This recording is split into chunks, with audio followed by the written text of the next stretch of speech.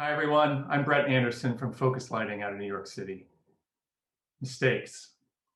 We all make them, right? I mean, that's just part of being human. Sometimes they're really, really big, but hopefully the majority of them are pretty minor. The key, though, is what do you do once you make one? Which for me boils down to three simple things. First, as quickly as possible, I identify what I did as a mistake. I then figure out what caused me to make that mistake and how can I avoid making it again in the future.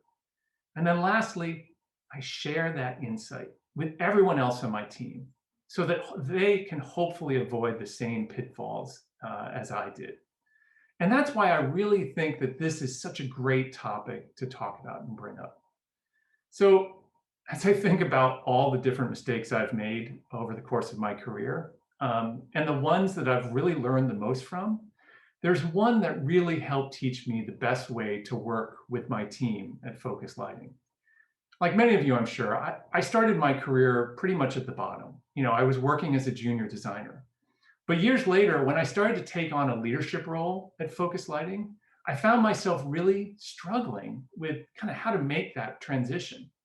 I went from managing a couple people and maybe a half a dozen projects to overseeing over 20 projects across multiple design studios. I quickly found myself kind of in this terrible loop, vacillating between two extremes.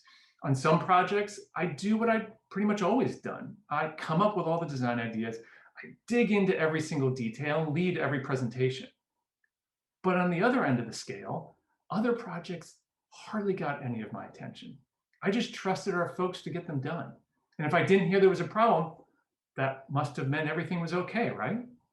Well, as you can imagine, that type of approach can only go on for so long. There is just not enough time in the day to be as involved as I was.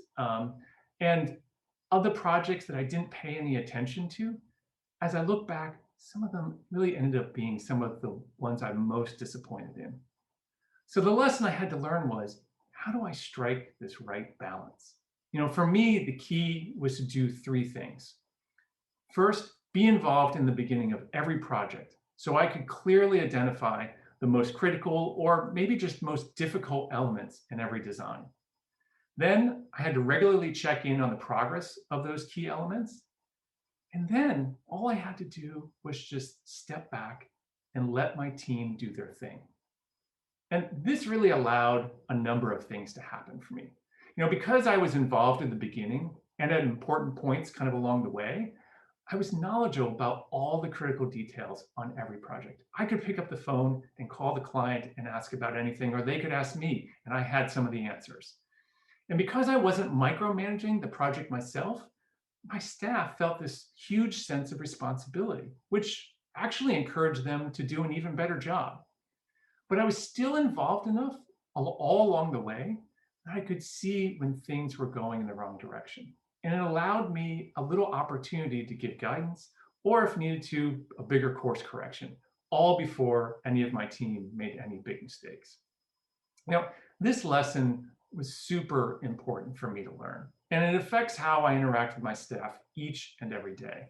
And I think as more and more lighting design firms grow and established firms begin passing off the leadership reins to designers that have worked their way up, they too will need to learn this important management lesson.